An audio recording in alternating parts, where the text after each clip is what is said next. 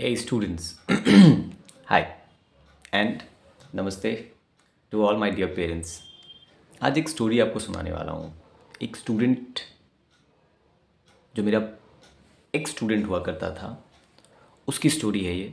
But ये काफ़ी ज़रूरी है आपको भी जानना, इसलिए मैं यहाँ पे आया हूँ।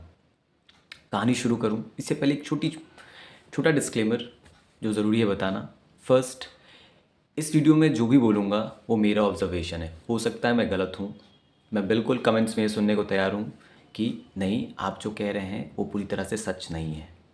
इट्स ओके, ये मेरा ओपिनियन हो सकता है। सेकेंड थिंग कि इस वीडियो के दौरान मैं कुछ भी ऐसा सजेस्ट नहीं कर रहा हूँ कि आपको ऐसा करना चाहिए, ऐसा नहीं। जस्ट मुझे जो लगा आई एम टेलिंग यू, क्योंकि आप अपने बच्चों को मेरे पास भेज रहे हो तो मैं चाहता हूँ कि वो बच्चे सिर्फ मार्क्स में ग्रो ना करे बट एज एन इंडिविजुअल इतना ग्रो कर जाए, एज ए पर्सनैलिटी उनको इतनी ग्रो कर जाए उनकी कि लाइफ जब उनके सामने रियल चैलेंजेस थ्रो करेगी तो वो पूरे सक्सेसफुल होकर वहाँ से निकले। अच्छा, एक छोटी सी और चीज़ कि ये स्टोरी शुरू करने से पहले कुछ कैरेक्टर्स में, कुछ नाम में, कुछ कॉलेजेस के नाम में, कोर्सेस में थोड़े बहुत मैनिपुलेशंस किए गए हैं ताकि उस बच्चे की आइडेंटिटी रिवील ना हो सके। ठीक है, बस इंटेंशन यही है कि स्टोरी का मोरल आप तक पहुँचे without affecting the identity of the parent as well as the student. ठीक है ना। परसों मुझे एक कॉल आया एक पेरेंट का। जनरली मुझे जब भी कॉल आता है तो मम्मा लोगों का ही कॉल आता है, मॉम्स का ही कॉल आता है, क्योंकि वही ज़्यादा कनेक्टेड होती हैं बच्चों से। As usual same type of call था, लेकिन इस बार कॉल था एक एक्स स्टूडेंट की मॉम का जो मुझसे पहले कई साल पहले पढ़ा करता था। विनीत नाम था उसका स्टूडेंट का। Today he is one of the most reputed colleges in India. बहुत अच्छे कोर्स में वो उसने एडमिशन लिया है। He was a really laborious child. Lucky भी था, बहुत सारे फैक्टर्स के साथ ऐड ऑन थे। मैं आपको उसकी कुछ कैरेक्टरिस्टिक्स बताऊं, उसने जिस फील्ड में कदम रखा है उस फील्ड में उसने टॉप किया है। उसका स्पोर्ट्स बहुत अच्छा था, वो जिस स्पोर्ट को खेलता था वहाँ पर उसने लाइन लगा दी ट्रॉफीज़ की। उस स्टडीज़ में जिस क्लास में वो रहा उस क्लास में उसने टॉप करा, जिस कोर्स में गया उसमें उसने टॉप करा, हर जगह उसका टॉपर्स के लिस्ट में नाम आता। आज भी उसके स्कूल में उसके एग्जाम्पल्स दिए जाते हैं। उसके जूनियर्स जो कि मेरे पास पढ़ते हैं तो मुझे बताते हैं कि सर आज वो भैया का नाम आ रहा था। उनके एग्जाम्पल्स दे करके ओरिएंटेशन क्लास की गई, इंट्रोडक्शन क्लास बताया गया, ये सारी चीज़ें होती हैं। तो ये उसका इमेज है उस बच्चे का उस स्कूल में। और ऑब्वियस सी बात है, मैं भी कभी कभी नाम ले ही लेता हूँ उस बच्चे का, क्योंकि टॉपर रहा था वो। अब हुआ क्या कि जब उनकी मम्मा का कॉल आया तो पहले हाय हेलो हुई, बातचीत हुई। वो आप कैसी हैं, उन्होंने मुझसे पूछा सर क्लासेस कैसे चल रही हैं, दिस दैट एंड ऑल। फिर फाइनल मेरे मेरे मुंह से क्वेश्चन निकला कि मैम विनीत कैसा है। एंड फॉर अ चेंज इस बार मम्मा के साथ साथ पापा भी फ़ोन कॉल पे थे। पापा से बहुत कम जनरली बातचीत होती है क्योंकि पापा ऑब्वियसली अदर फील्ड्स में बिज़ी होते हैं। मैं समझता हूँ ये चीज़, लेकिन इस बार वो भी अवेलेबल थे। तो मुझे अच्छा लगा कि वो दोनों मुझसे पूछ रहे थे और कॉन्वर्सेशन हो रहा था। काफ़ी दिनों के बाद कनेक्ट होने का मौका मिला। जैसे मैंने ये क्वेश्चन पूछा कि मैम विनीत कैसा है, सी बिफोर सेइंग समथिंग सी स्टार्टेड क्राइंग। यार अचानक से कोई रोने लगे तो मुझे समझ नहीं आया कि मैं क्या बोलूँ। मैंने पूछा क्या हो गया ऐसा। अ, अब मुझे समझ में आया कि उसके पापा वहाँ बगल में क्यों बैठे हुए थे। तो वो एट द सेम टाइम वो अपनी वाइफ को भी संभाल रहे थे और at the same time conversation भी कंटिन्यू हो रहा था। मुझे थोड़ा डर लगा यार। मैंने पूछा कि विनीत ठीक है ना, क्योंकि कुछ ही दिन पहले मेरी उससे बातचीत हुई थी। तो सी ही सैड कि सर वो ठीक है, अभी कॉलेज गया हुआ है, लेकिन तो फिर मुझे थोड़ा रिलीफ लगा कि चलो ही इज़ ओके ना। लेकिन ये पता चल चुका था कि कुछ प्रॉब्लम तो है। उन्होंने मुझसे कहा, फिर उसकी मम्मा ने संभाला खुद को एंड फिर she started narrating what has really happened. अच्छा, एक और चीज़, अगर ये स्टोरी थोड़ी लंबी हो जाए क्षमा कीजिएगा, क्योंकि इसका एक एक कंटेंट मुझे आपको बताना ज़रूरी है ताकि आप तक मैं वो बात पहुंचा सकूं जो मुझे पहुंचानी है। तो अगर आप बेयर कर सकें तो प्लीज़ कंटिन्यू कीजिएगा, अदरवाइज़ आप देख सकते हैं। तो उन्होंने फिर बताया कि सर मुझे याद है कि कुछ दिन पहले मैंने अपने इस चैनल पे या फिर अदर चैनल पे मैंने अपनी स्टोरी डाली थी कि कैसे आफ्टर बीइंग अ टॉपर और कंसिस्टेंटली अच्छा परफॉर्म करते हुए भी एक स्टेज मेरी लाइफ में ऐसा आया था जब मैं डिप्रेशन में चला गया था। मुझे ऐसे फेज़ का सामना करना पड़ा था जो मैंने कभी नहीं सोचा था कि मुझे भी मेंटल क्राइसिस फेस करनी होगी। पर लकीली भगवान की दया से पेरेंट्स, फैमिली इतनी अच्छी सपोर्टिव मिली कि मेडिकेशन लिया और चीज़ें बहुत नॉर्मल हो गई मेरे लिए। तो उन्होंने वो वीडियो देखा था, उसके बाद उन्होंने बहुत सारी रिसर्च करी, तब उनको पता चला कि यार डिप्रेशन नाम की भी कोई चीज़ होती है। और उनका बच्चा उनको कहीं ना कहीं लगने लगा कि उसी फेज़ की तरफ बढ़ता जा रहा है। अभी भी चीज़ें पिक्चर क्लियर नहीं था मेरे दिमाग में कि ऐसा हुआ क्या। देन सी सेड कि सर कुछ दिन पहले, अभी वो कॉलेज के एग्ज़ाम्स तो दे ही रहा है, कॉलेज तो उसका चल ही रहा है, बेस्ट कॉलेज है इंडिया का, मैं आपको बता सकता हूँ। एट द सेम टाइम वो साथ साथ कुछ एक कॉम्पिटिटिव एग्ज़ाम की तैयारी कर रहा है। बहुत ही हाई लेवल कॉम्पिटिटिव एग्ज़ाम है, क्रैक करना नेक्स्ट टू इम्पॉसिबल है, लेकिन बहुत लिमिटेड बच्चे हर साल क्रैक करते हैं, इसलिए मैंने कहा नेक्स्ट टू इम्पॉसिबल है। लेकिन चूँकि वो उस लेवल का बच्चा है तो सबको एक्सपेक्टेशंस थी कि वो आसानी से कर लेगा। उस बच्चे को भी एक्सपेक्टेशन थी कि मैं कर लूँगा। लेकिन हुआ क्या, जब वो कॉलेज में गया तो कॉलेज में जाने के साथ साथ, देखिए जब आप स्कूल लाइफ में होते हो तो कि आप लिमिटेड सेट ऑफ बच्चों में अपनी पोजीशन बरकरार किए हुए रहते हो। लेकिन जैसे ही आप उस जगह पहुंचते हो जहां कंपटीशन के थ्रू आपने अपनी एंट्री बनाई है, वहां पर आप जैसे ही हर स्कूल के क्रीमी बच्चे पहुंचे हुए रहते हैं, वहां पर रियल गेम शुरू होता है। वहाँ पर उस बच्चे को अपनी पोजीशन ही दिखाई नहीं दे रही थी। उसको लग रहा था यार मैं कितनी भी एफर्ट पुट कर रहा हूँ, मैं उस फर्स्ट पोजीशन सेकंड पोजीशन को मेंटेन ही नहीं कर पा रहा हूँ जो मैं स्कूल डेज़ में मेंटेन किया करता था, क्योंकि उससे ज़्यादा अच्छे रिजल्ट्स लाने वाले बच्चे ऑलरेडी वहाँ पर प्रेजेंट थे। उस टाइम वो पहले डिमोटिवेट हुआ था, तो उस टाइम भी मेरी उससे बातचीत हुई थी, तो फिर हमने बातचीत करी, बहुत समझाया तो वो थोड़ा सा काम डाउन हुआ। अब उसके साथ साथ क्या होने लगा कि देखिए मैंने कहा ना कि वो बच्चा ऐसा था कि जिस फील्ड में उसने कदम रखा वहाँ पर उसने टॉप करा था। तो उसको लगा था कि मैं ये जो कॉम्पिटिटिव फील्ड का एग्ज़ाम दे रहा हूँ यहाँ पर भी मैं मैनेज कर लूँगा। लेकिन हुआ क्या कि कॉलेज की पढ़ाई और ये कंपटीशन की पढ़ाई वो साथ साथ मैनेज नहीं कर पा रहा था। रिज़ल्ट ऐसा हुआ कि लास्ट 1 डेढ़ साल से वो स्ट्रगल कर रहा था किसी तरीके से मैनेज करना करना करना, ये एग्ज़ाम्स वो एक्टिविटी, ये project, this that and all, 50 चीज़ें होती हैं कॉलेज में। उसने बहुत सारे प्रोजेक्ट्स वगैरह ज्वाइन कर रखे हैं, बहुत सारे ग्रुप्स वगैरह ज्वाइन कर रखे हैं, तो सबकी एक्टिविटीज़, प्लांटेशन ड्राइव्स में जाना, मतलब whole life is a mess कह सकते हैं आप। और तो सीखने को भी बहुत सारी चीज़ें मिल रही हैं। हुआ क्या कि रिसेंटली अभी वो अपने घर आया हुआ था और छुट्टियां थी, विंटर वेकेशन चल रहे हैं, और उसके उस कॉम्पिटिटिव फील्ड का जो वो तैयारी कर रहा है उसका एग्ज़ाम था, कॉम्पिटिटिव एग्ज़ाम का। एग्ज़ाम के एक दिन पहले काफ़ी पैनिक था वो कि मेरा सिलेबस डन नहीं है, लेकिन वो पेरेंट्स से बातचीत नहीं कर रहा था। बताऊंगा इसका भी कारण। जब एग्ज़ाम का दिन आया, नेक्स्ट डे उसका एग्ज़ाम था, एक्चुअली कई दिन में पेपर्स थे उसके, तो पहला पेपर जिस दिन आया उस दिन जब वो सुबह उठा वो रोने लगा। सोचो एक पेरेंट्स के सामने जब एक बच्चा रोता है तो पेरेंट्स को कैसा लगता है। और वो ऐसे बिहेव कर रहा था, उसकी मम्मा ने मुझे बताया कि वो एडमिट कार्ड टच नहीं करना चाह रहा था। This was the scenario. वो कह रहा था मुझे मुझे मुझसे ये चीज़ें दूर हटाओ, मैं ये इसको टच नहीं कर सकता, मुझसे ये बुक्स दूर हटाओ, मुझे ये नहीं देखनी है बुक्स, मैं नहीं जाऊँगा एग्ज़ाम देने के लिए। मैं जब उसके पेरेंट्स ने उसको समझाया तो बोले ठीक है आप सब मेरे साथ चलिए, मैं तब मैं जाऊँगा एग्ज़ाम देने के लिए। पेरेंट को समझ नहीं आ रहा था कि जो बच्चा बुक के लिए इतना इंथुसियास्टिक रहा करता था, इतना एक्साइटेड होता था एग्ज़ाम्स देने के लिए, टॉप करने के लिए, आज उस बच्चे की हालत इतनी कैसे हो गई। अब मुझे पूरी पिक्चर क्लियर थी कि ये सीन था उस बच्चे का, और ये पहली बार नहीं था। उसने फिर बाद में चीज़ें रिवील होना शुरू हुई कि वो बच्चा हर कुछ दिन के बाद छुप छुप करके रोया करता था।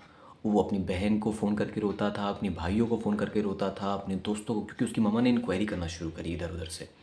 तब ये चीज़ें रिवील होना शुरू हुई कि यार ये हालत उसकी लास्ट 1-2 सालों से चल रही थी, ये सिचुएशन थी। माई फर्स्ट क्वेश्चन, यहाँ स्टोरी एंड होती है। माई फर्स्ट क्वेश्चन, ऐसा क्यों हुआ। सेकेंड क्वेश्चन, क्या ये सिर्फ उसके साथ हो सकता है। And third question, who is responsible for this, कौन है responsible. Coming to the first question, क्यों हुआ उसके साथ ऐसा। मुझे जहाँ तक ऐसा लगा कि उस बच्चे ने कभी फेलियर को एक्सेप्ट करना नहीं सीखा। उसको लगातार सक्सेस मिलती गई मिलती गई मिलती गई, उसको लगा कि मैं जो भी करूँगा हमेशा मुझे सक्सेस मिलती रहेगी। उसने फेलियर कभी टेस्ट नहीं करा, और ना उसको हमने सिखाया कि failure is also a part of life. Being a teacher, it's my failure also. Second, क्या वो सिर्फ उसके साथ हो सकता है? नहीं यार, हम सबके साथ हो सकता है। फेलियर सबके लाइफ में कभी ना कभी आना है, ये निश्चित है। हम सब अपनी एक्सपीरियंसेस से जानते हैं, चाहे वो टॉपर रहा हो, चाहे वो वीक बच्चा रहा हो, चाहे वो एवरेज बच्चा रहा हो, कभी ना कभी लाइफ आपको पटकती है, आना ही है। Third, who is responsible for that? Is it that child only, कि उसने कभी फेलियर को टेस्ट नहीं करा था इसलिए उसको ये प्रॉब्लम हुई? और is it me as a teacher जो मैं फेल हुआ? और इज़ इट द पेरेंट्स जिन्होंने कभी उसको एक्सेप्ट नहीं करा इसलिए प्रॉब्लम हुई? अब मैं आपको कुछ स्टोरी सुनाता हूँ, कुछ उसके पास्ट इवेंट सुनाता हूँ। जब भी उस बच्चे का रिज़ल्ट थोड़ा बहुत डिप आता था, मतलब 2-4 मार्क्स कम आ गए या किसी सब्जेक्ट में किसी उसने बहुत कम परफॉर्म किया, उसकी मम्मा का इमीडिएट मुझे कॉल आता था। ऑल्दो मैं तो सिर्फ मैथ साइंस पढ़ाता हूँ, लेकिन वो ओवरऑल डिस्कशन भी करती थी कि सर ये सब्जेक्ट बहुत वीक हो गया है, कैसे करेगा। You know what that lady had. मैं देखिए कंप्लेन नहीं कर रहा, देखिए मैं ये मानता हूँ और ये जानता हूँ कि एक बच्चे के लिए इस दुनिया में अगर सबसे अच्छा कोई सोच सकता है तो वो उसके माँ बाप होते हैं, जो उससे अनकंडीशनल लव करते हैं, बेतहासा प्यार करते हैं उससे, और उसका वो हमेशा भला चाहते हैं। लेकिन कई बार वो भलाई का एंगल डिफरेंट हो जाता है। वो लेडी उनसे कहती, उस बच्चे से कहती थी, वो उनकी मम्मा, कि 95 से नीचे मुझे कुछ नहीं चाहिए तुम्हारा। व्हाट इज़ दिस बिहेवियर यार? एक रिज़ल्ट आने के पीछे बहुत सारे फैक्टर्स मैटर करते हैं। उस बच्चे ने अपनी पूरी एफ़र्ट लगा दी, पूरा जान लगा दिया, ये दिख रहा था। और पेरेंट कहते हैं कि जब तक रिज़ल्ट नहीं आएगा तब तक मैं मानूंगा ही नहीं कि तुमने मेहनत करी है। आई स्टिल रिमेंबर, जिस साल उस बच्चे का रिज़ल्ट आया था, उस बच्चे ने बहुत अच्छा परफॉर्म करा था। 2 साल के बाद उसके भाई का भी रिज़ल्ट आना था। उस टाइम क्या हुआ था कि उसके बड़े भाई, जिसकी मैं बात कर रहा हूँ, उसके एक दोस्त ने ना कुछ रॉन्ग स्टेप ले लिया था। आप समझ रहे होंगे मैं किस ओर इशारा कर रहा हूँ। तब जा कर के उसके पेरेंट्स को ये बात समझ आई थी कि यार अगर हम प्रेशर बिल्ड करेंगे तो कहीं ये रॉन्ग स्टेप मेरा बच्चा ना पिक कर ले। तब जा कर के उन्होंने उसका जो यंगर ब्रदर था, उसके लोअर रिज़ल्ट को भी एक्सेप्ट कर लिया। सोचिए, जो पेरेंट अपने बच्चे के 1-2 मार्क लोअर हो जाने को एक्सेप्ट नहीं करते हैं, थोड़े बहुत परसेंटेज गिर जाने को एक्सेप्ट नहीं करते, वो बच्चा फ्यूचर में अपनी फेलियर कैसे एक्सेप्ट करेगा? वो सीखेगा कहाँ कि फेलियर, कम मार्क्स लाना भी इम्पॉर्टेंट होता है लाइफ में। अब जब बच्चे की वो हालत है तो पेरेंट्स उसको समझा रहे हैं, मैं उसको समझा रहा हूँ कि कोई नहीं बेटा, आप अगली बार ट्राई कर लेना, ये फील्ड नहीं होगा दूसरा फील्ड ट्राई कर लेना, पढ़ाई नहीं हो रही है छोड़ दो, हम बिज़नेस कर लेंगे। अब वो बच्चा समझने को ही तैयार नहीं है। ऑल्दो उसने अब थोड़ी बुक से डिस्टेंस बनाना शुरू किया है, लेकिन हैबिचुअल है, फिर भी पढ़ाई कर रहा है और पैनिक कर रहा है। अचानक से तो होगा नहीं, धीरे धीरे टाइम लग रहा है। तो मेरा ये क्वेश्चन है सर, कि क्या ये सिर्फ उसी बच्चे की कहानी है कि हम भी अपने बच्चों को कुछ वैसा ही प्रेशर बिल्ड करते जा रहे हैं? जैसे आज ही मुझे कुछ पेरेंट्स का कॉल आ जाता है। जैसे मैं आपको 2-4 दिन पहले की बात, 2-4 नहीं, 2-4 हफ्ते पहले की बात बताता हूँ। एक पेरेंट का मुझे कॉल आया था। उस बच्चे ने 80 में 35 स्कोर करा था। तो उसके पेरेंट ने कहा कि सर आपने तो कहा था कि ये बच्चा आपका आप बहुत अच्छा परफॉर्म करेगा, और उसने लास्ट टाइम किया भी था अच्छा परफॉर्म। उस बच्चे को मैथ्स जो थी बहुत गंदी लगती थी। वो कहता था मैथ सब्जेक्ट बनाया किसने है, उस बंदे को मैं उड़ा दूंगा, ऐसे ही वो कहता था। और स्लोली ग्रेजुअली वो बच्चा पढ़ना शुरू कर चुका है। आज मेरे पास वो 1-1, 2-2, 3-3 घंटे कई बार रह जाता है मैथ्स पढ़ते पढ़ते। साइंस भी पढ़ रहा है। हुआ क्या था, क्वेश्चन पेपर एक्सट्रीमली टफ आ गया था, तो जो बच्चे 80 में 70-75 लाया करते थे, वो बच्चे भी 50-60 पे आकर गिर चुके थे उनके मार्क्स। तो ऑटोमेटिक था जो बच्चा 50-60 स्कोर करेगा वो 30s-40s में आएगा ही। लेकिन ये ना देख करके, बिना अपने बच्चे से बात किए हुए, पेरेंट अपने बच्चे को ताना मारना शुरू कर देते हैं। कई बार उनकी डिसरिस्पेक्ट कर देते हैं, सबके सामने पब्लिकली इंसल्ट कर देते हैं। देखिए अगेन आई एम सेइंग, मैं जानता हूँ हम सब अपने बच्चों का अच्छा ही चाहते हैं, लेकिन कई बार तरीका शायद गलत हो जाता है। कई बार मैं सुनता हूँ, देखिए बच्चे आकर खुद बताते हैं कि उनके पेरेंट्स ने उन्हें थप्पड़ मारा, उन पर चिल्लाया, रिपीटेडली चिल्ला रहे हैं। इससे क्या हो रहा है, बच्चा धीरे धीरे उनसे दूर होता जा रहा है। आज मैं आपको बताता हूँ कि मेरे पास एक क्लास 8 का बच्चा है। सोचिए he is just in class 8 और उसकी अपनी मम्मा से बातचीत नहीं होती है। वो मुझे खुद बता रहा था इस बात कि मैंने कहा बाबू अब ठीक चल रहा है आपका मम्मा का सब कुछ सिनेरियो। बोला भैया मैं मम्मा से बात नहीं करता। जबकि लास्ट टाइम जब मेरी उसकी मम्मा से बात हुई थी, ऐसा कोई मटेरियलिस्टिक नीड नहीं है जो उस बच्चे की वो पूरी नहीं करती हैं या उसके पापा पूरी नहीं करते हैं। 3-3 4-4 हज़ार के जैकेट्स हो, 2-2 3-3 हज़ार के वॉचेस हो या जो वो बच्चा चाहता है इमीडिएट उसके लिए अवेलेबल हो जाता है। जस्ट उसकी इमोशनल नीड पूरी नहीं हो रही है, जस्ट उससे वो कनेक्टिविटी मेंटेन नहीं हो रही है जो पेरेंट और चाइल्ड के बीच में होनी चाहिए। कहते हैं जब बच्चा बड़ा होने लगे तो उनका फ्रेंड बन जाना चाहिए। शायद ये फ्रेंडशिप नहीं हो पा रही है, शायद। फिर मैं आपको एक दूसरा इंसिडेंट सुनाता हूँ। एक मेरे पास एक बच्चा पढ़ता है, क्लास 9 में है, काफ़ी वीक स्टूडेंट है, लेकिन बहुत मेहनत करता है, ट्राई करता है और पास हो जाता है। देखिए मेरे पास सारे टाइप के बच्चे पढ़ते हैं, someone who is the topper in the class, जो 98 99 भी लाते हैं। अब कुछ ऐसे हैं जो पासिंग मार्क्स भी ला रहे हैं। तो एक बार उनकी पेरेंट्स से मुलाकात हुई थी, वो बहुत कम आती है मेरे पास बात करने के लिए।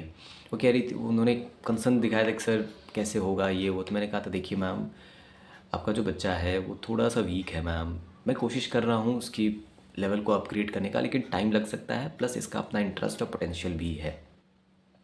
उन्होंने पता है मुझसे क्या कहा, सर मैं जानती हूँ मेरा बच्चा थोड़ा सा वीक है और मैं इस पर कभी प्रेशर बिल्ड नहीं करती हूँ। मैं कहती हूँ बेटा तुम अपना बेस्ट ट्राई करो, इसलिए मैं आपसे बात करने के लिए आई हूँ कि सर मैं ऐसा कुछ कर सकती हूँ जिससे इसके परफॉर्मेंस में इम्प्रूवमेंट हो सके या और क्या किया जा सकता है। मैं इसको कभी नहीं डांटती हूँ, मैं इससे बात करती हूँ।